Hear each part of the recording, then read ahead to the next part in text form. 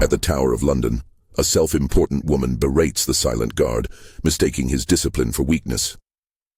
Her stream of insults ends with a finger jabbing red wool, crossing the sacred line.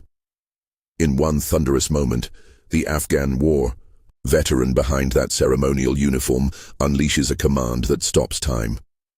Tourists freeze, cameras drop, and her arrogance shatters into tears as she learns why these guardians of the crown are feared soldiers beneath their iconic uniforms. But before we jump back into the video, let us know where you're watching from. And if you're enjoying this story, don't forget to subscribe because tomorrow I've got something really special for you. And now, back to the video. Stand back from the guard! The voice explodes like artillery fire, shattering the summer air. The woman stumbles backward, manicured hand clutching her designer blouse. Her eyes, accustomed to seeing staff wither before her complaints, meet something unfamiliar. Absolute authority that will not bend. A child whispers, "Mummy, why is the lady crying?" The question hangs unanswered as the guard's gaze locks onto the woman with the precision of a combat-hardened soldier, identifying a threat. Phones capture every second. Japanese tourists gasp. British onlookers shake their heads knowingly. "Don't you know who I am?" she stammers, tears streaming down her reddening face. The guard's response, delivered with icy control, will become the most replayed 8 words on social media by nightfall. In this moment, centuries of military tradition meets modern entitlement, and tradition does not yield. Sergeant David Reynolds had earned his position guarding the Tower of London through 14 years of distinguished service. 2 tours in Afghanistan had left him with a purple heart, a slight limp in damp weather, and nightmares that still visited on bad nights. At 36, his military bearing remained impeccable, shoulders squared beneath his ceremonial red tunic, eyes forward, discipline absolute. That morning, he'd received news that his former commanding officer, Major William Blackwood, had finally succumbed to injuries sustained in the Helmand ambush that had claimed 3 of their unit. The ambush Reynolds had survived by maintaining perfect silence for 6 hours, bleeding into Afghan soil while insurgents searched mere feet away. The memory of that disciplined stillness lived in his muscles even now as he stood guard at the historic Bloody Tower. "You're distracted today," Corporal Jenkins had noted during their pre-duty inspection. "Just the weather," Reynolds had replied, unwilling to burden others with his grief. The regiment came first, personal matters second. Always. Across the tower grounds, Diane Winters guided her reluctant teenage daughter through the historic site. At 48, the Chicago executive had perfected the art of getting what she wanted. Her company's London expansion had brought her to the UK, where she'd spent 3 days steamrolling British colleagues who found her American directness overwhelming.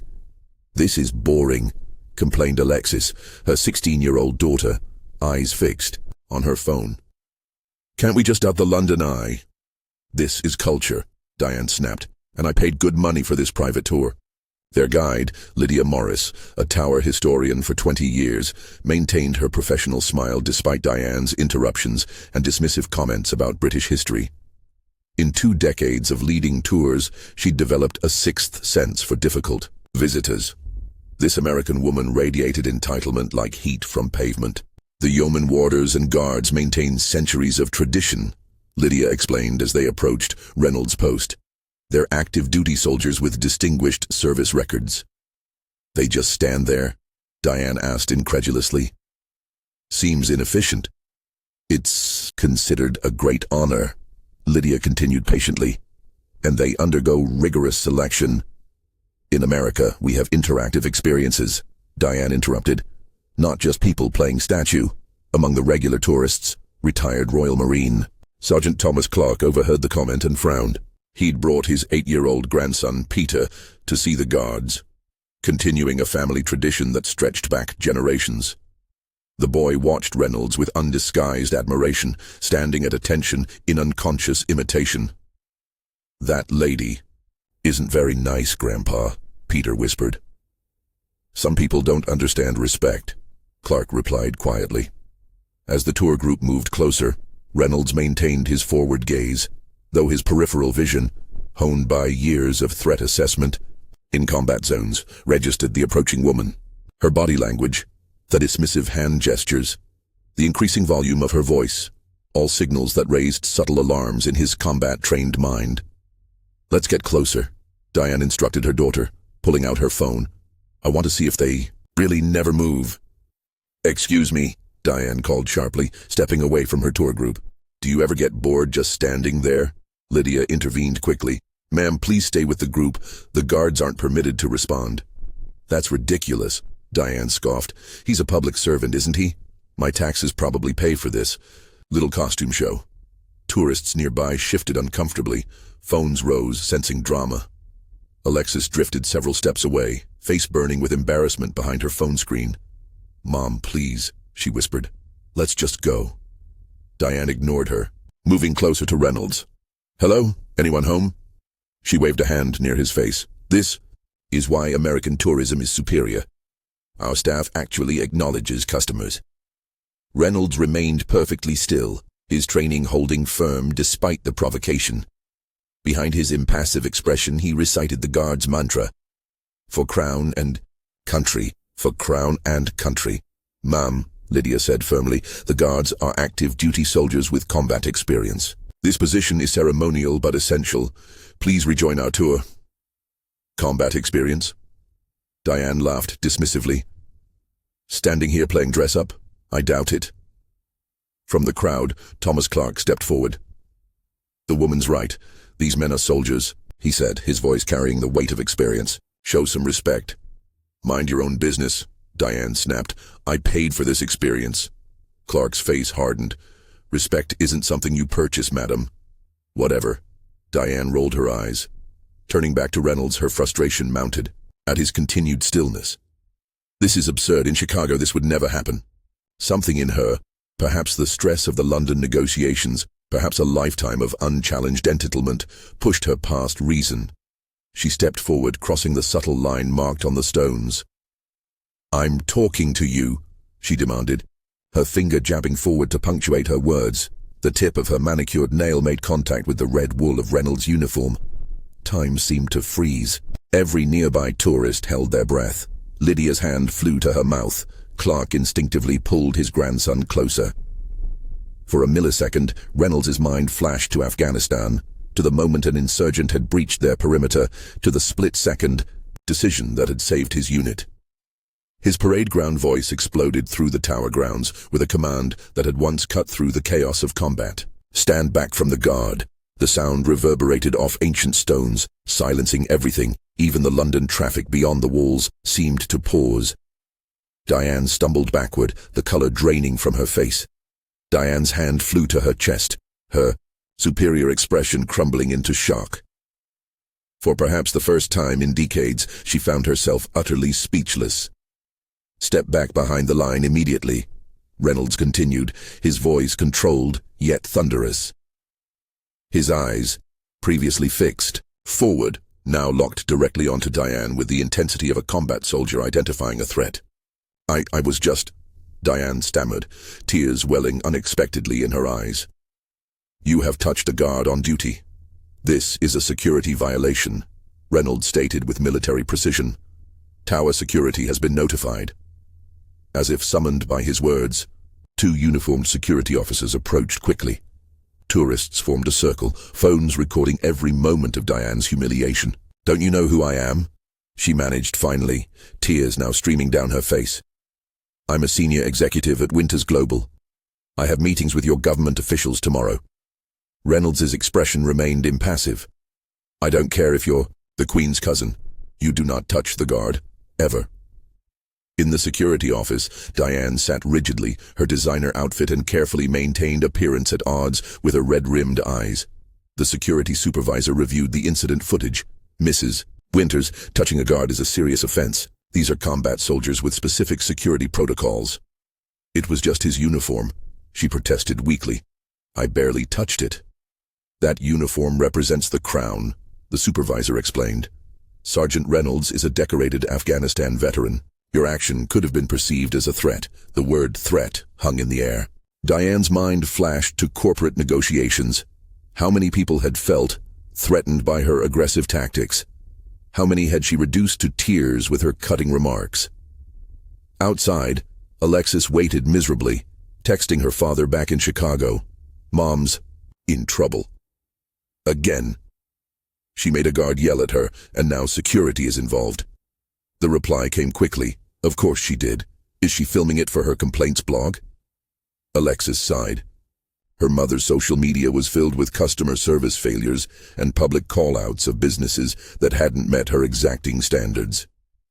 Reynolds returned to position after giving his statement, his exterior composure intact. Inside, however, turbulence reigned. The woman's entitlement had triggered memories of his commanding officer's last words in that helmed ambush. Maintain discipline, Reynolds, no matter what happens. Major Blackwood had bled out while maintaining absolute silence to protect his men. And today, some entitled tourist had treated that same discipline as a personal affront. Captain Morris approached during the scheduled guard change. Incident report is filed. The American woman has been issued an official warning. Just a warning, sir? Reynolds asked, the first hint of emotion cracking through his professional demeanor. She has diplomatic business meetings, politics, Morris explained apologetically. But there's something else. Her daughter approached me. Apparently Mrs. Winters runs some kind of consumer advocacy blog. She's threatening to post about aggressive British guards terrorizing tourists. Reynolds' jaw tightened imperceptibly. I followed protocol exactly, sir. I know, Morris nodded.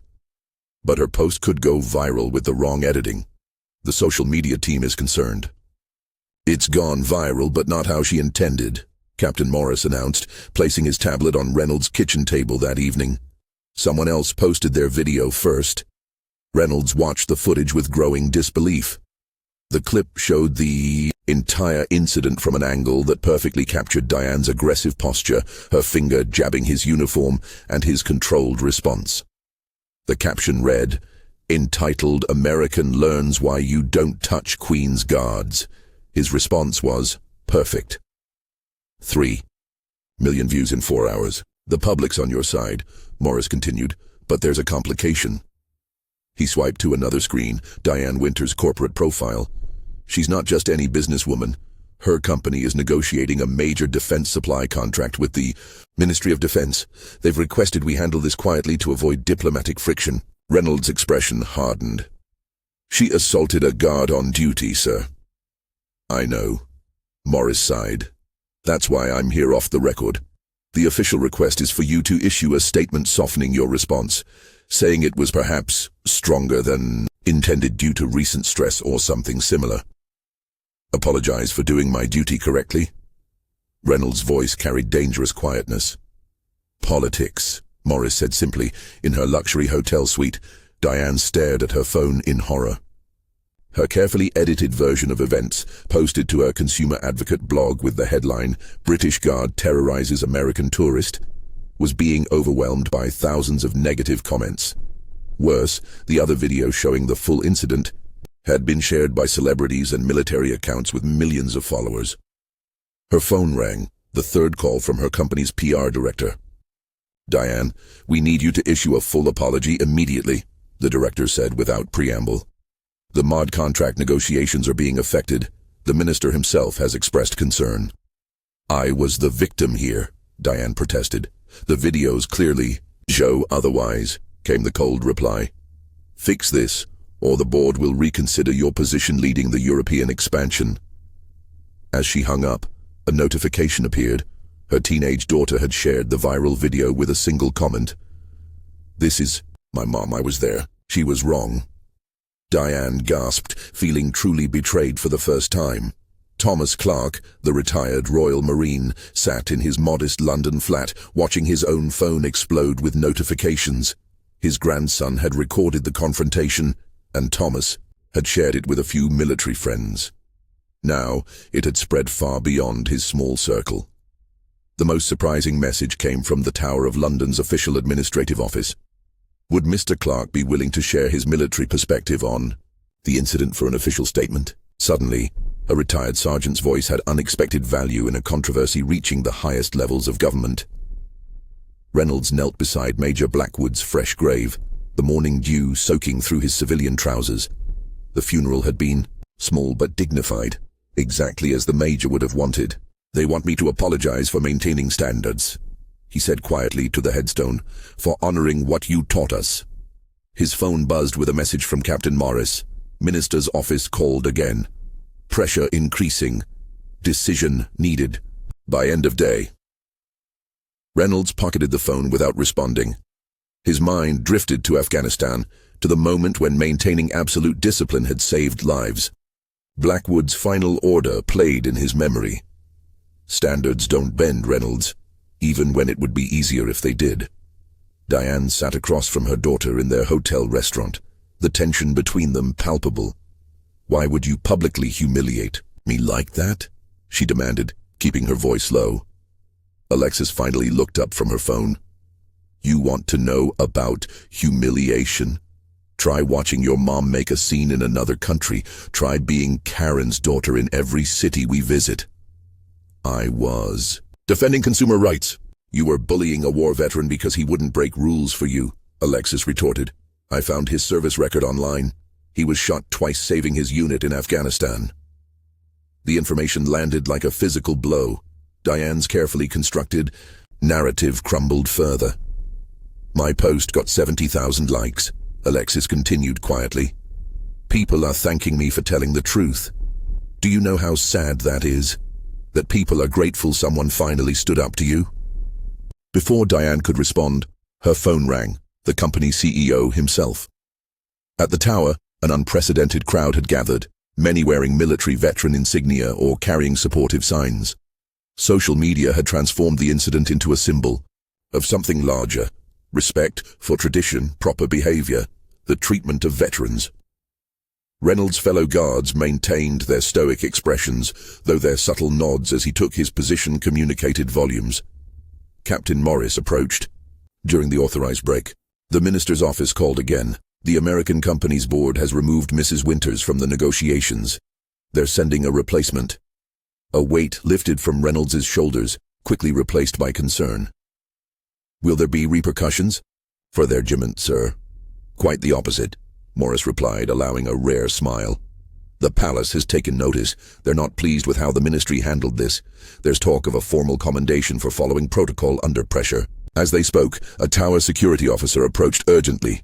Sirs, Mrs. Winters is at the main entrance. She's insisting on speaking with Sergeant Reynolds immediately. Morris raised an eyebrow. Denied, of course. That's just it, sir. The officer continued. She's not making demands. She's requesting permission properly through official channels and... He hesitated. She's brought her daughter, who wants to apologize to their regiment. In the tower's administrative office, Reynolds sat in his full ceremonial uniform, ramrod straight, despite his discomfort at the unusual situation. Captain Morris stood beside him while Thomas Clark had been invited as a civilian witness, a rare acknowledgement of the public dimension this incident had acquired. She's been thoroughly searched, security confirmed. No recording devices, no phone. Morris nodded. Bring them in. The door opened to reveal a transformed Diane Winters. Gone was the imperious executive with designer accessories and perfect hair. This woman appeared smaller somehow, her makeup minimal, her expression humbled. Beside her, Alexis stood tall, meeting Reynolds' eye with surprising dignity for a teenager. Thank you for agreeing to this meeting, Diane began, her voice lacking its former sharp edge. This is highly irregular, Morris responded. State your purpose clearly. I've come to apologize, Diane said simply, properly, in person, not because my company demanded it, not because of social media, but because I was wrong. Reynolds maintained his professional expression, though surprise flickered briefly in his eyes. This morning, I visited the Imperial War Museum, Diane continued. I wanted to understand what these uniforms really mean, what you've sacrificed. Her voice wavered slightly. My father was in Vietnam, and never spoke about it. I never bothered to ask. Clark, the retired Marine, shifted in his seat. Something in her words rang with unexpected authenticity. My daughter helped me see that I've become someone I don't recognize, Diane admitted. Someone who valued her own convenience above others' dignity. Alexis stepped forward. I researched the Guard's history last night, she said. What you do matters. I'm sorry my mother disrespected that. Morris glanced at Reynolds, whose discipline remained perfect despite the unexpected direction of this meeting. Though, company has relieved me of my position, Diane continued. Rightfully so. Before I returned to America, I wanted to apologize face to face, especially after learning about your commanding officer's funeral. She placed a small envelope on the table. A donation to the Veterans Foundation in his name. It doesn't fix anything, but it's a start. Reynolds stared at the envelope. Memories of Blackwood flooding back. The Major had always insisted that true strength included the ability to acknowledge when you were wrong. The office door opened again. Sir, a junior officer announced, Her Majesty's representative has arrived for the ceremonial inspection. All guards are requested in formation immediately. Reynolds stood, duty calling. The unexpected timing created a moment of tension, the apology unfinished, the ceremonial duty unavoidable. Sergeant Reynolds, Diane said quickly, I have one request, if permitted. The tower courtyard fell silent as the guards assembled in perfect formation. Spectators lined the barriers, many holding phones ready to capture the ceremonial inspection, a tradition dating back centuries. Reynolds stood at attention, his fellow guards flanking him in a scarlet line of absolute discipline. Through narrowed eyes, he spotted Diane and Alexis at the edge of the viewing area, the mother noticeably subdued, the daughter watching with newfound respect. The representative from the palace approached, accompanied by senior military officials. Among them walked Thomas Clark, the retired Marine, now in his formal veteran's blazer with medals displayed. An unexpected addition to the official party.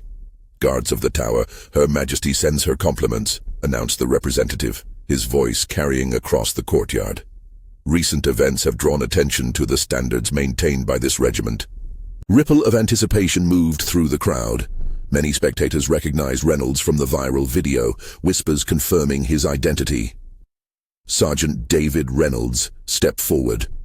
Reynolds advanced 3 precise steps, his training masking the surprise he felt. In recognition of your exemplary adherence to protocol under inappropriate civilian pressure, Her Majesty has authorized this commendation. The official presented a sealed document. Additionally, the regiment will incorporate your response as a training example of proper conduct under provocation. Applause erupted from the crowd. Reynolds accepted the commendation with a precise salute. As the ceremony continued, the official made an unprecedented announcement. Today, we also recognize that proper respect for tradition sometimes requires acknowledgement when that respect has been breached. He gestured toward Diane, who stepped forward nervously at her cue. Hundreds of eyes turned to the woman, previously viewed as a villain in the viral narrative. With visible humility, Diane read from a prepared statement. I publicly disrespected a sacred British tradition and a decorated soldier. I apologize unreservedly to Sergeant Reynolds, to the Guards Regiment, and to the British people. The courtyard remained silent for a moment, the apology hanging in the air. Then, with perfect military precision, Reynolds turned to face Diane directly. Breaking protocol in a manner only he could determine appropriate, he rendered a single formal salute, not to her but to the principle of accountability she had finally demonstrated. The crowd erupted in applause. 3 days later, Reynolds stood in civilian clothes at Heathrow's departure terminal. After the ceremony, Captain Morris had approved his request for compassionate leave. Time to finally visit Charlotte, his fiancée, who had been supporting her family through her mother's illness. In Edinburgh, Sergeant Reynolds. He turned to find Alexis Winters, her mother, standing a respectful distance behind her. We're heading home, Alexis explained, gesturing to their gate. I wanted to say goodbye properly. Reynolds nodded, the stiffness of his military bearing softened slightly in civilian clothes. Safe travels. I've been accepted to West Point, Alexis added unexpectedly. I was going to study business like Mom, but recent events clarified some things. From a few steps away, Diane watched their interaction with visible restraint. A new experience for a woman accustomed to commanding every room. She's making changes, Alexis said quietly, following Reynolds's gaze. Real ones. Your video woke something up in her. She extended her hand. Thank you for standing your ground. Some of us needed to see that. As their flight was called, Diane approached cautiously. "Sergeant, I've left something for Major Blackwood's family with Captain Morris. Not publicity, just respect." Reynolds' nod acknowledged both her words and her transformation. "Safe journey, Mrs. Winters." "It's Ms. now," she corrected gently. "New beginnings." 1 year later, new guards at the tower received their orientation. The training video now includes Reynolds' response, paired with footage of his royal commendation. "Discipline isn't silence when appropriate words are needed," the instructor explains. "It's knowing the difference." In Chicago, Diane speaks to corporate executives about respect and accountability. Her viral moment, now a case study in reputation management, transformed from humiliation into hard-earned wisdom. At Edinburgh Castle, Reynolds stands in ceremonial uniform, now promoted to color sergeant. A young American tourist approaches respectfully. "May I ask about your medals, sir?" Behind them, Alexis Winters, in her first-year West Point uniform, smiles with pride. Some lines, once properly understood, need never be crossed again.